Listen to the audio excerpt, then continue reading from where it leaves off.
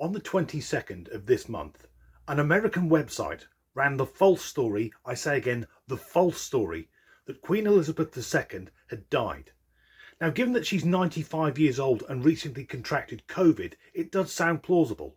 But it's remarkable how easy it was to debunk the story. The website is called Hollywood Unlocked. No, me neither. I had a look at it, and it seems to be a cheap, trashy celebrity gossip site. But the story itself is littered with really fucking obvious mistakes.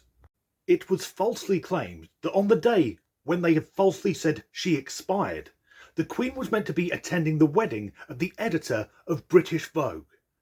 What utter horseshit. Her Majesty does not go to the weddings of people in the fashion industry or magazines that report on it. Plus, she also had COVID. But the article continued, saying they'd got the story from a source close to the Royal Kingdom. What the merry fuck is the Royal Kingdom?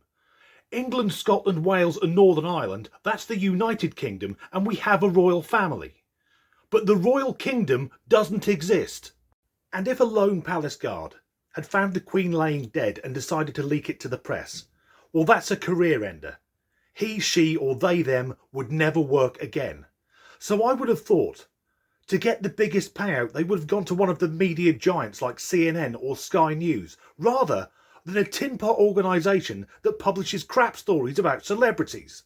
But the owners of Hollywood Unlocked are still claiming that the story is true and saying that they can prove it because their source apparently sent them this photo as a cryptic message. It's widely rumoured that when the Queen dies, and I hope she has many years left, but when she dies, the code will be given, London Bridge has fallen. Now, if you think of iconic London landmarks, particularly if you're not from the UK, you'll get Buckingham Palace, the clock which everyone says is called Big Ben, but it isn't. Big Ben is the name of the bell, and of course, the bridge, a magnificent piece of architecture. However, there is one small but rather crucial mistake, which I believe exposes that the source is neither close to the Royal Kingdom, and I doubt they're even British, because the code is London Bridge has fallen. That is Tower Bridge. This is London Bridge. It's much less impressive and not as well known.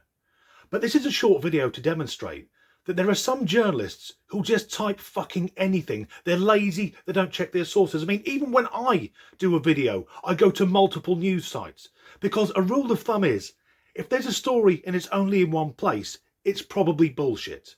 And even with what's going on today between Russia and Ukraine, if the Queen had died, it would be fucking everywhere. I've been sat here for about 5 minutes trying to come up with an ending for this video.